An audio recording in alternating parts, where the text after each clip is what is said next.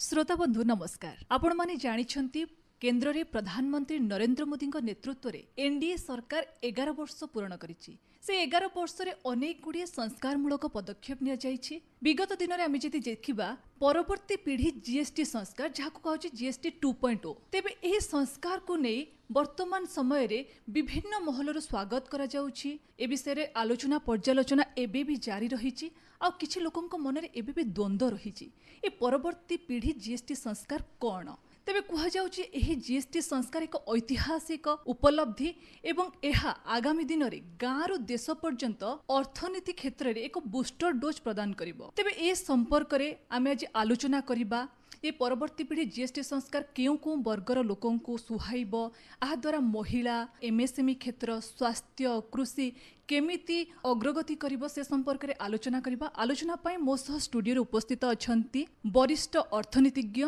एवं Indian chamber of commerce रो ओडिशा प्रांत अध्यक्ष राजीव साहू। सर नमस्कार। नमस्कार। आकाशवाणी स्टूडियो को आपनको स्वागत। सर मोर प्रथम प्रश्न आपनको रहिबो 2017 मसिया जुलाई 1 तारिख रे हमर जीएसटी लागू करागला जोटा कि वर्तमान पर्यंत प्रचलन ही आसुतला। तेबे वर्तमान समय रे ए जो परवर्ती पीढ़ी जीएसटी संस्कार आवश्यकता काहे की पड़िला? मुटिके 2017 को नहीं जाबाक चाहूची। जेतेबेले जीएसटी इंट्रोड्यूस हवा को आसिला सेतेबेले मध्य विभिन्न प्रकार चर्चा होतला। आम पाखरे 23 टी इनडायरेक्ट टैक्स विभिन्न प्रकार रे थिला। से भैट हो, एंट्री टैक्स हो, ऑक्ट्राई हो, ए प्रकार 23 टा डिफरेंट टैक्स थिला। एवं जीएसटी बा goods and services tax indirect tax को मिसेई करी गोटे सिंगल टैक्स आसिला। एवं एठी मु आउ गोटे जिंस कहि देबा को चाहे पृथ्वीर सबु देश एवं सबु भल देश रे गोटे टैक्स गोटे रेट सिंप्लीफाइड टैक्स एटा प्रचलन हेइताय, जहा द्वारा लोक माने टैक्स देई थांती, सरकार टैक्स पाई थांती एवं से देश एई टैक्स को नेकी तांकर विभिन्न गठनमूलक कार्यक्रम करिथांती। हमर जो 23 टी इनडायरेक्ट टैक्स थिला तार गोटे छोट उदाहरण होची जो एंट्री टैक्स थिला, जोटा कि गोटे स्टेट रु अन्य स्टेट को जिबा पई विभिन्न चेकगेट रे किलोमीटर किलोमीटर धरी ट्रक माने सेठी थांती अपेक्षा करि थांती दिन दिन धरी। एवं आपण चिंता करंतु जे काश्मीर रु कन्याकुमारी पर्यंत आसिला बेलको केतोटी स्टेट देई आसीबे एवं केते समय लागिवो एवं जेते समय लागिवो जेते हैरान हरकत हेबे ए ट्रक बा ट्रक जो माने जिंस कैरी करचंती तार गोटे कॉस्ट इंपैक्ट आसुची जनरल कस्टमर मानको ऊपरे। एटा गोटे मु उदाहरण देली। एवं ए सबु को मिसेई करी गोटे गुड्स एंड सर्विसेज टैक्स हला। एवं सेतेबेले कोन हेतला जे चारोटी स्लैब रे गुडिको आसिला। चारोटी स्लैब काहेकि ना प्रथम थर जेतेबेले आसिला तार जो नियरेस्ट रेट रे जो गुडिको टैक्स लागू करूथांती, कारण 23 टा टैक्स रे विभिन्न प्रकार रेट रे तार जो नियरेस्ट स्लैब को आनिबा द्वारा हमरो जो अनेक गुड़िए 100 रेट थिला सेगुडिक चारोटी टैक्स रे विभक्त करागला, चारोटी रेट। एवं सेतेबेले मध्य क्रिटिसिजम हेइथिला जे गब्बर टैक्स बा विरोधी दल माने मध्य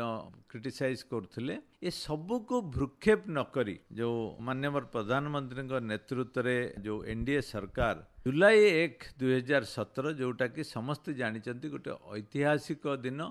एवं इंडिपेंडेंट इंडिया रे एटा होची सर्वबृहत टैक्स रिफॉर्म जोटा कि आसीथिला।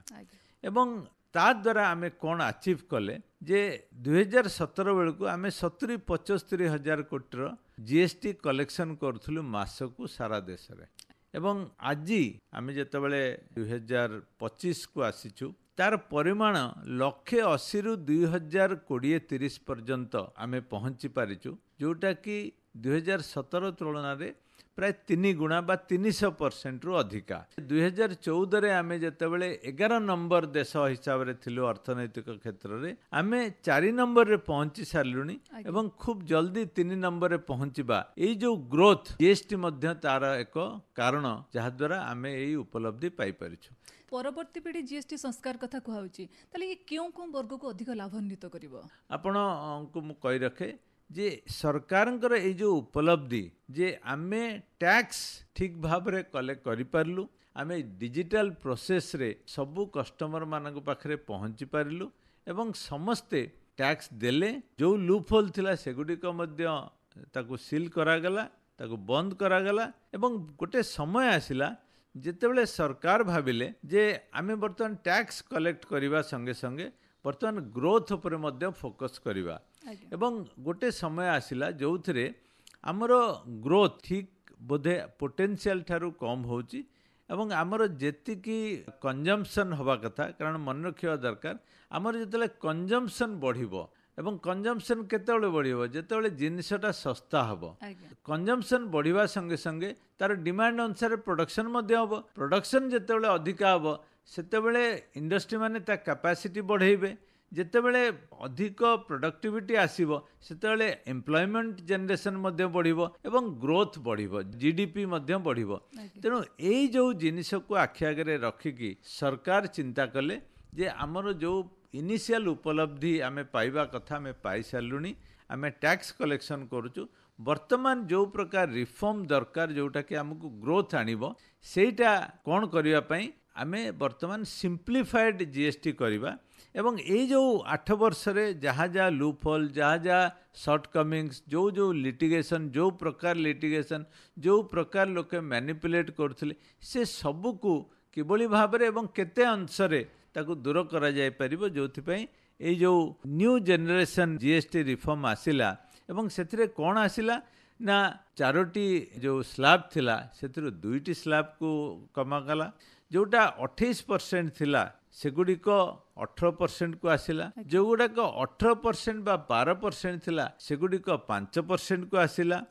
एवं जो गुड़ाक प्रायोरिटी जेमते आपण जानिबे परवर्ती समय जे हेल्थ इंश्योरेंस कोंतु जनरल इंश्योरेंस स्वास्थ्य बीमा जीवन सेगुड़िक कंप्लीटली एग्जेम्प्ट कर दिया गला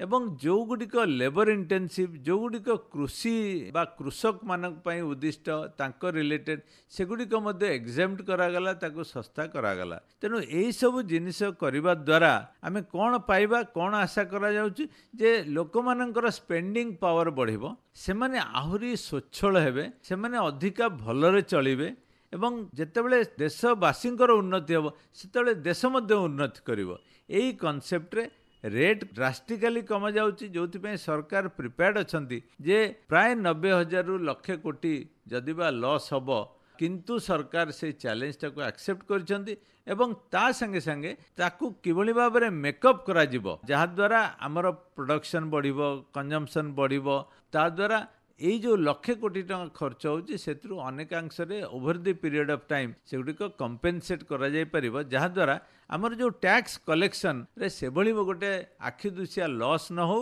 एवं सरकार जो गठनमूलक इंफ्रास्ट्रक्चर डेवलपमेंट लोकाभिमुखी योजना गरीब लोकों योजना सेगुड़िक ठीक भाव में चली पार। सर आप जमी कहले कि परवर्ती पीढ़ी जीएसटी संस्कार रे हमर स्वास्थ्य बीमा और जीवन बीमा को 0% आनिकी पहुंचा जाइए तेबे कम जीएसटी माने हमको कम मेडिकल बिल भी दबाक पड़ो तेबे आगामी दिन में सरकार को यही निष्पत्ति हमर स्वास्थ्य सेवा क्षेत्र में केमती अभिवृद्धि आनिबो। देखंतु वर्तमान आमे जदि देखिबा सरकारंकर विभिन्न लोकाभिमुखी योजना सबुठु इम्पोर्टेंट लोकाभिमुखी योजना है आयुष्मान भारत जहा द्वारा सबु लोकों को स्वास्थ्य सेवा स्पेशली गरीब लोकों को किभली भाव में जोगाई दिया मागणारे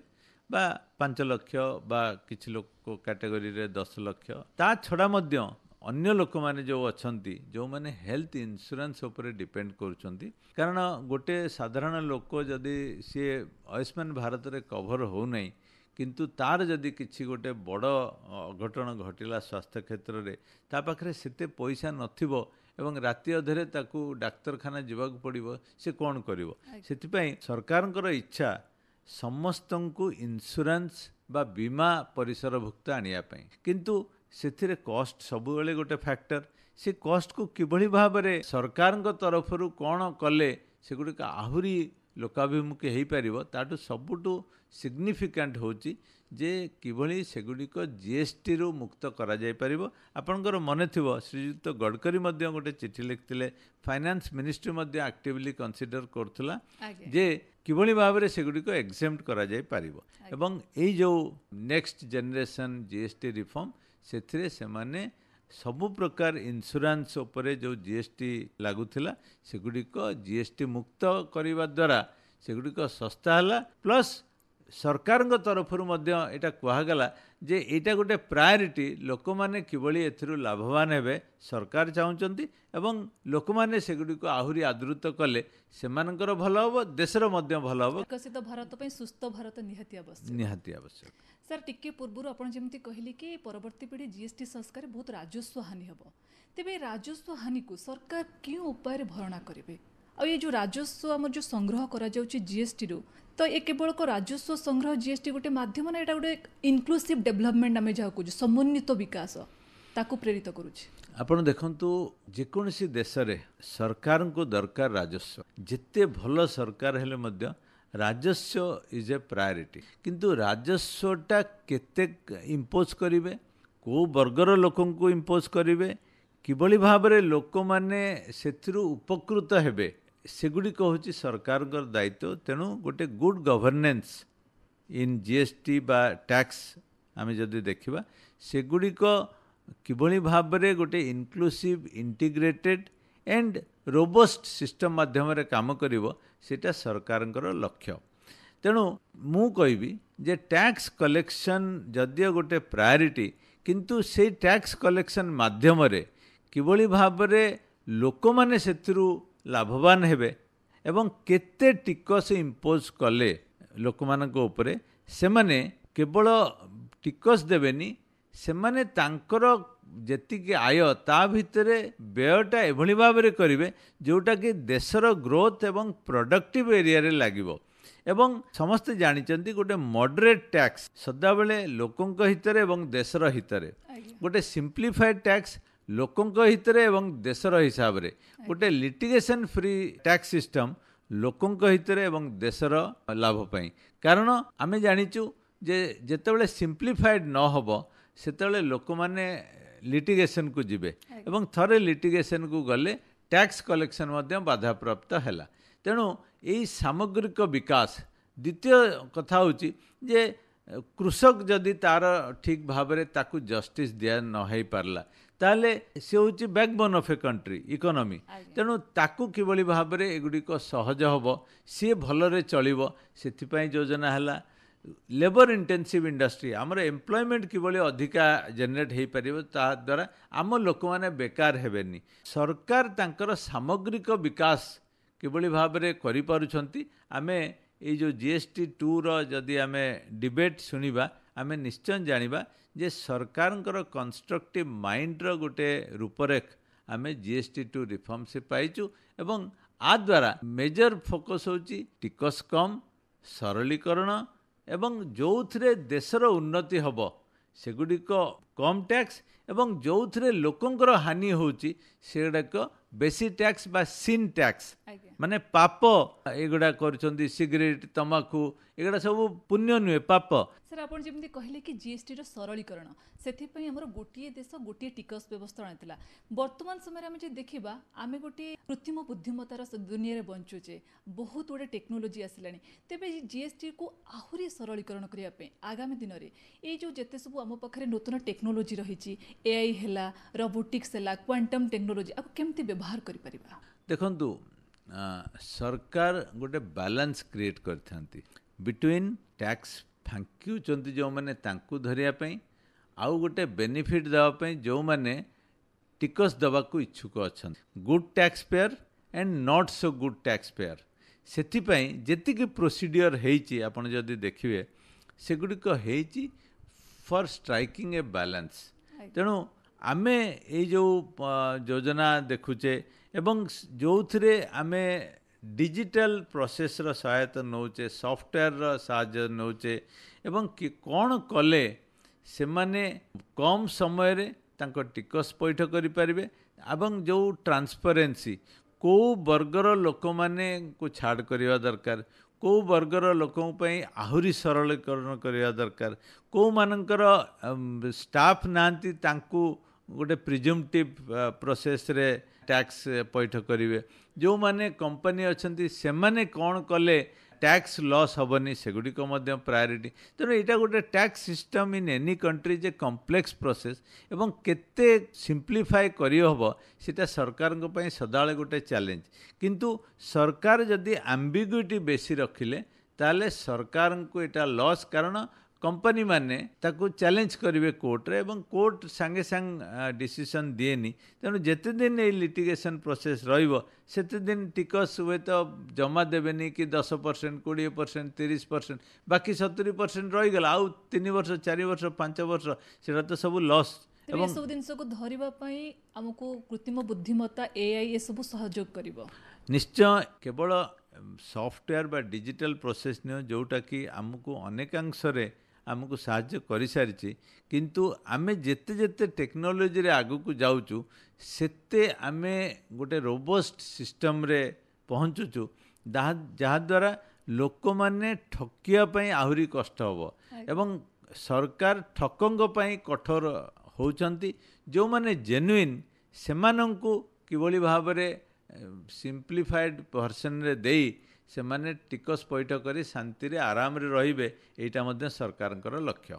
सर वर्तमान आम ओडिशा परिप्रेक्षी देखा ये परवर्ती पीढ़ी जीएसटी संस्कार ओडिशा को केमती लाभान्वित करिवो ओडिशा रे केमती विकास रो नई प्रवाहित हेबो तेबे सरकार यही परवर्ती पीढ़ी जीएसटी संस्कार घोषणा करागला जे केन्दुपत्र उपरे जीएसटी टा को 18% रो हमर 5% को ह्रास करा जे कहा जाउची कि या प्रत्यक्ष हो बा परोक्ष रे केन्दुपत्र व्यवसाय सह जड़ित 15 लाख रु ऊर्ध्व लोकन को यह सहायक हेबो तेबे आपण एको केमती देखुचंती देखंतु जेमतिया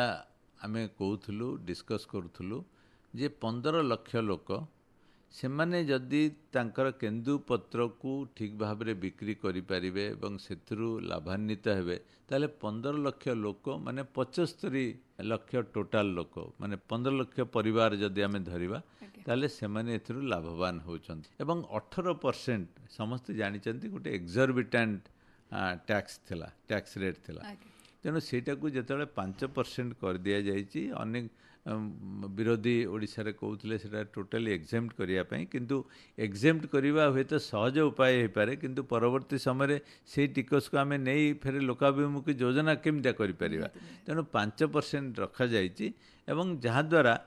अति कम रे 5% हूँ kind of A marginal tax ताकू देई केन्दुपत्र जो माने इन्वॉल्व अच्छा से माने उपकृत हेबे एवं ता द्वारा मध्य गोटे बड़ सेक्शन जो माने कि अदरवाइज सफर करुले आगुरी डिमांड थिला से माने एथिरु लाभवान हेबे कृषिजात द्रव्य सेगुड़िक बेनिफिट हेबे आमर लेबर इंटेंसिव इंडस्ट्री सेगुड़िक बेनिफिटेड हेबे ओडिशा जेहेतु गोटे कंज्यूमिंग स्टेट तेणु एटा कंजम्पशन उपरे टैक्स लगुच ओडिशा सदाबले बेनिफिटेड होउची जो माने प्रोडक्शन स्टेट से माने बरं क्षति होउचंती किंतु कंजम्पशन स्टेट माने लाभवान होउचंती। सर जीएसटी संस्कार रे ओडिशा जो खणी इस्पात एमएसएमई सेक्टर रहिला ता पई कोन आश्वस्ति आसीबो देखंतु जेमते मु कहली जे एमएसएमई कोंतु बा कॉमन मैन कहतु से माने समस्ते एमएसएमई बा स्मॉल स्केल उपरे डिपेंड करती एमएसएमई पाई सरलीकरण संगे संगे रेट मध्य सब्सटेंशियली कमी तेणु यह द्वारा गोटे बड़ सेक्शन सोसाइटी से माने उपकृत हेबे एवं इन जनरल से माने मध्य उपकृत हेबा संगे संगे आमर एमएसएमई रो ग्रोथ जो रेस्ट्रिक्ट होउतला अधिक टिकस लागिबा द्वारा से माने सेथिरु लाभवान हेबे। अर्थमंत्री निर्मला सीतारमण कहिले कि परवर्ती पीढ़ी जीएसटी संस्कार 19% रु ऊर्ध्व सामग्री को 12% रु 5% अणाई जोटा कि हमर नित्य व्यवहार्य जिनस सब रही तो आपण को केमती देखुछंती देखंतु जेमते हम आगुरु मध्य कहिछि जे टिकस रेट जेते कमिबो सेतिकी कंप्लायंस बढ़िबो सेतिकी लोकंकर चलनी स्वच्छल हेबो एवं से माने समस्ते एथिरु लाभवान हेबे एवं बेटर कंप्लायंस करिवे से माने गोटे अनविलिंगली बा से माने गोटे हेजिटेंटली से माने चेष्टा करिवे जे किभली भाव में आम कंप्लाय करूँ जेहेतु से माने आकस्टम्ड होती 18% 28% एवं जो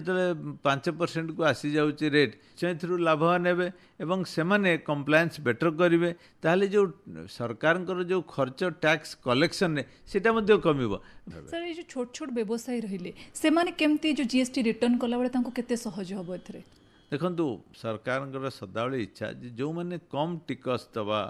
जो माने लार्ज नंबर किंतु टिकस कम दौरान जहाँ पाखे साधन मैन पावर सपोर्ट नाही जो माने आपण जदि 10टा फॉर्म भरिवे रिटर्न फाइल करिया पई से माने कोठू लोक आनिबे आ व्यवसायटी सी बिचारा सकाळ संध्या काम करछि टे लोक बा तार परिवार काम करछन से माने एक रे तो बुझिवा दरकार द्वितीय से माने जो विभिन्न रिटर्न फाइल करिया दरकार पड़ुछि से गोटे फाइल करिवे। सर आ गोटे कथा देखिबा वर्तमान समय भारत बहुत गुड़े आह्वान दी गति करुछि तेबे भारतीय अर्थनीतिर वर्तमान समय प्रमुख आह्वान कौन रही आ विश्वव्यापी जो युद्ध परिस्थिति संकटमय परिस्थिति मध्य भारत केमिति अग्रगति करिवो से संपर्क में श्रोता बंधु किछि कहतु। आपण देखंतु एवं वर्तमान प्राय सबु भारतीय सबु ओडिशावासी माने जानिछंती जे अमेरिका तरफर गोटे बड़ चैलेंज आसिथिला किंतु श्रीयुक्त मान्यवर नरेंद्र मोदी नेतृत्व में जो भारत आगे से चैलेंज को एक्सेप्ट कले एवं मुंड नईले नहीं जदिओ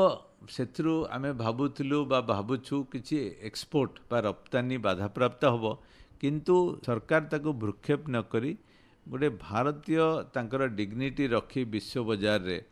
ताए चैलेंज को एक्सेप्ट कले अल्टरनेट मार्केट क्रिएट करिया पई जेमते अमेरिका जेतले आमको ठीक व्यवहार कला नहीं आमे चाइना रशिया इवन यूके तांको संगरे संपर्क भल रखिलु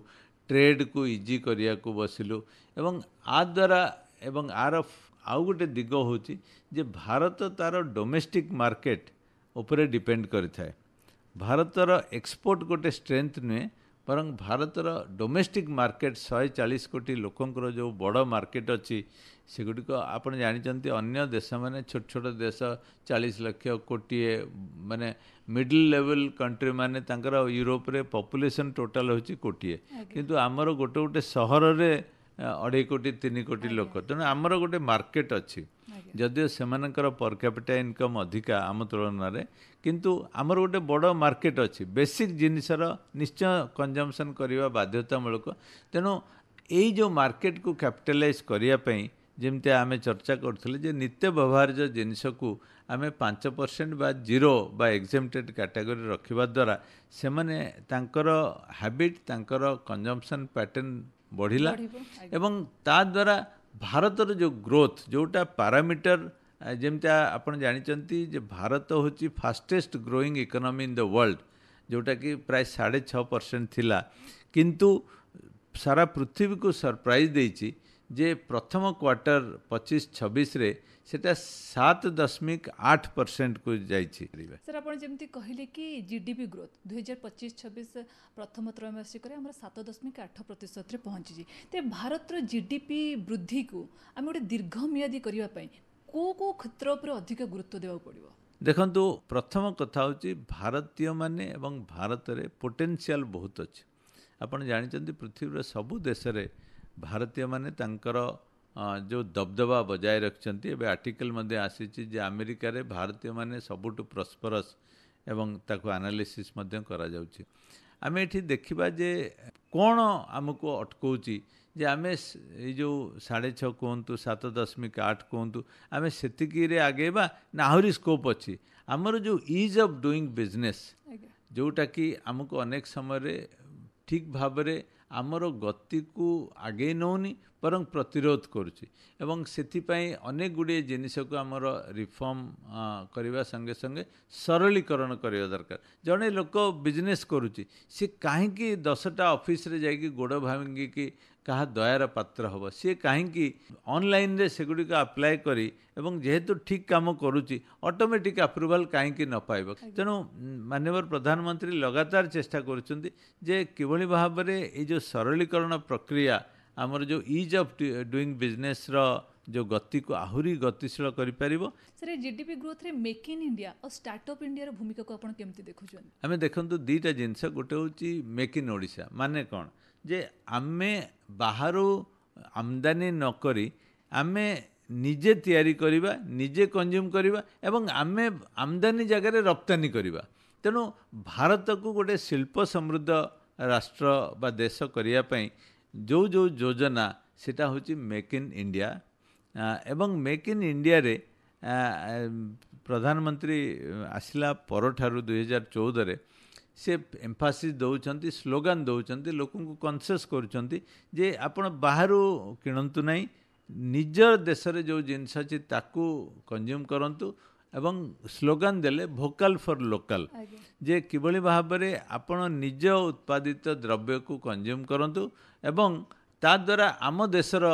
प्रगति हबो आ बाहर देशर जिनस को आपण कंज्यूम करके बाहर देश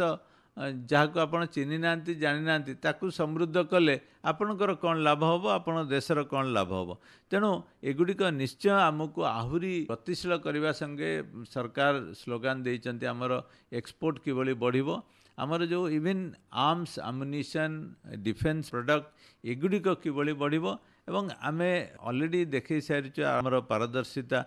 फार्मास्यूटिकल क्षेत्र रे ऑटोमोबाइल सेक्टर रे आगुरु जो गुड़ाक आम किणुलु बर्तन बाहर से गुड़िक आम बर्तन रप्तानी करुँ तेणु यहाँ निश्चय आमको साहाय्य कर मेक इन इंडिया गोटे बड़ बूस्ट दब आम देशर निजस्व प्रोडक्शन करिया डिजिटल इंडिया इनिशिएटिव प्रधानमंत्री आउ गोटे मानस संतान कहले अत्युक्ति हेनी आम जब वर्तमान समय देखा छोट छोट दोकानी गोटे चा दोकानीटे यूपीआई पेमेंट रखुचंती तेबे डिजिटल अर्थनीति रे यूपीआई आ फिनटेक भारतर आगामी अभिवृद्धि केमती प्रभावित करियो बोली आपण भाबुचंती आपण मने पकांतु किछि वर्ष पूर्वे आमे जहाँ दरकार होतला पॉकेट रे पुले पुले टंका धरिकी बुलथुलु केतेबेले पॉकेट मार होतला तो केतेबेले आमे टंका नकली नोट रो शिकार होतलु एवं आमे सेठिरु बाहरी टेलीफोन पे जहाकू भी जेते अमाउंट हो पेमेंट कर दो एवं ए डिजिटल पेमेंट हवा द्वारा केवल आमको सहज होची सेतिकी नुहे आम देशर मध्य जो डाटा सिस्टम स्टैटिस्टिक्स सेगुडिक मध्य ठीक हवा संगे संगे रोबस्ट टैक्स सिस्टम आमे तैयारी करि पारुछु ए सब आमर कंट्रीब्यूशन द्वारा आपण जानिथिबे आमर डायरेक्ट टैक्स बा इनकम टैक्स जोटा कहंती कॉर्पोरेट टैक्स इनकम टैक्स सेगुडिक फास्टेस्ट ग्रो करूछ वर्ष पर वर्ष आमे सेतिरे ग्रो करूछु एवं डिजिटल वर्ल्ड रो कंट्रीब्यूशन अधिका द्वितीय हला आमर जो फिनटेक बा फाइनेंशियल टेक्नोलॉजी जोगुडिक बैंकिंग कोंतु इंश्योरेंस कोंतु एगुडिक क्षेत्र रे आमे जो प्रकार प्रगति करूछु आमे डिजिटल इंडिया माध्यम रे पृथ्वीर सबुठु फास्टेस्ट डिजिटल यूजर सिस्टम भितरे जणे सर आउ गोटे देखिए भारतर अर्थनीति गोटे अणसंगठित क्षेत्र भूमिका गुरुत्वपूर्ण रही तेबे सरकार पक्ष आउ कौन कौन पदक्षेप नियागले ये जो अणसंगठित क्षेत्र गुड़िक आहुरी सुसंगठित हो पारे देखंतु आमे जो देखिबा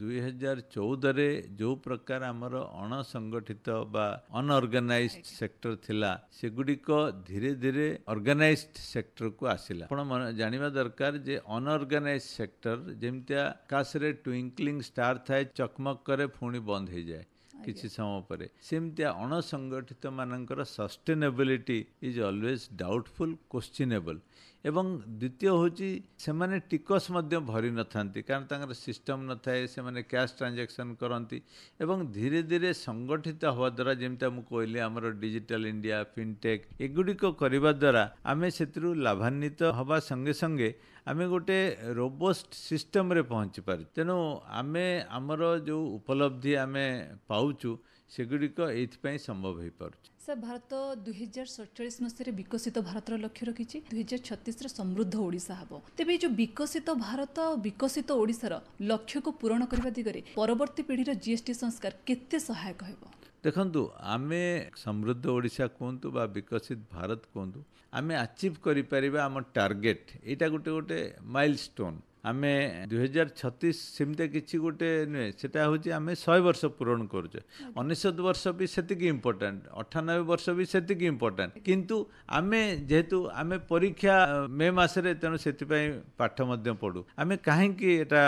करूछु जे आमे गोटे माइलस्टोन रखिबा द्वारा आहुरी तत्पर होछु जे किभଳି भाबरे आमर जो टार्गेट किभଳି भाबरे माइलस्टोन को अचीव करू 100 वर्ष गोटे राज्य आहुरी कोन प्रोग्रेस करि पारि नथांत आमे काहे कि एठी रहि गलु आम लोक माने काहे कि करबा आमर सब गां को काहे एपर्यंत रास्ता जायनी सब लोक माने पीवा पानी ठीक भाबरे काहे पाई पारु नांती जेतले एई प्रश्न गुडी को आंदोलित करिवो डिस्कशन हबो सेगुडी को निश्चय तार किछि गोटे निष्कर्ष बाहरिबो एवं सेगुडी को लोकंक बेनिफिट पई जिवो श्रोता बंधु आपण माने जेमति कि सुनुथिले परवर्ती पीढ़ी जीएसटी संस्कार रे विभिन्न ବିଭିନ୍ନ ଉନ୍ନତି ସାଧିତ ହେବ ଏବଂ ଭାରତ ଯେଉଁ ରଖିଛି 2047 ମସିହା ସୁଦ୍ଧା ଏକ ବିକଶିତ ଭାରତ ଏବଂ 2036ର ଯେଉଁ ସମୃଦ୍ଧ ଓଡ଼ିଶାର ସ୍ୱପ୍ନ ଅଛି ତାହା ପୂରଣ ହୋଇପାରିବ। ଏହି ପରବର୍ତ୍ତୀ ପିଢ଼ି ଜିଏସ୍ଟି ସଂସ୍କାରରେ କେନ୍ଦୁପତ୍ରଠୁ ଆରମ୍ଭ କରି ମାଇକ୍ରୋଚିପ୍, ହସ୍ତତନ୍ତରୁ ହାଇଟେକ୍ ପର୍ଯ୍ୟନ୍ତ ସବୁ ଦିଗ ପ୍ରତି ଧ୍ୟାନ ଦିଆଯାଇଛି ଏବଂ ଏହା ଆଗାମୀ ଦିନରେ ଏକ ଐତିହାସିକ ନିଷ୍ପତ୍ତି ହୋଇ ସାବ୍ୟସ୍ତ ହେବ।